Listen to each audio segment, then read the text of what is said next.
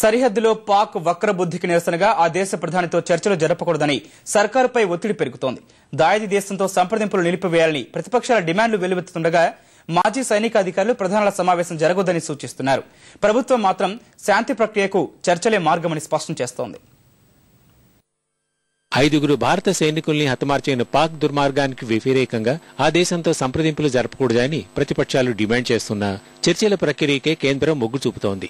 జాతి శ్రేయస్సును దృష్టిలో ఉంచుకుని చర్చలు జరపాల్సిన అవసరం ఉందని మానవ వనరుల సహాయ మంత్రి శశి థరూర్ స్పష్టం చేశారు. దేశంలో పేదరికం సహా వివిధ సమస్యలను నిర్మూలించేందుకు ప్రభుత్వం కృషి చేస్తోందని, సరిహద్దుల్లో ప్రతికూల పరిస్థితులను నెలకొంటే ఇది సాధ్యం కాదని ఆయన పేర్కొన్నారు. Peace with Pakistan is in India's national interest because we want to focus on the growth and development of our nation. We want to end poverty in our country. We want to promote the domestic transformation of India. And we will not be able to do that if we are distracted by hostility on our borders. So there is an overriding strategic interest in actually having peace.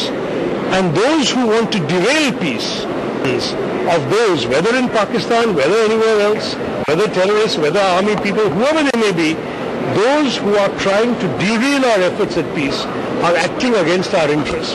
And we must be careful that whatever steps we take, we do not play into their hands.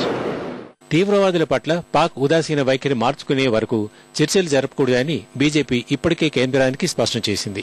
మన దేశమే లక్ష్యంగా తీవ్రవాదాన్ని ప్రయోగిస్తున్న పాక్తో సంప్రదింపులు జరపడం అవివేకమైన చర్యగా మాజీ సైనికాధికారులు వర్ణించారు. September చివరి వారంలో న్యూయార్కులో పాక్ ప్రధాని నవాజ్ షరీఫ్తో మన ప్రధాని మన్మోహన్ సింగ్ సమావేశం కాకూడదని డిమాండ్ చేశారు. ఇరు దేశాల మధ్య ప్రస్తుత విధానం విఫలమైందని, తీవ్రవాదంపై పాక్ కఠిన చర్యలు తీసుకునేలా కొత్త పద్ధతి అవసరమని అభిప్రాయపడ్డారు. సరిహద్దుల్లో పాక్ దుశ్చర్యకు నిరసనగా లాహోర్ ఢిల్లీ మధ్య తిరిగే బస్సును యువజన కాంగ్రెస్ కార్యకర్తలు అడ్డుకున్నారు. అటారీ సరిహద్దుకు 20 కిలోమీటర్ల దూరంలో బస్సును 100 మంది నిరసనకారులు నిలిపివేశారు. పోలీసులు అక్కడికి వచ్చి కార్యకర్తల్ని అదుపులోకి తీసుకోవడంతో బస్సు ముందుకు కదిలింది.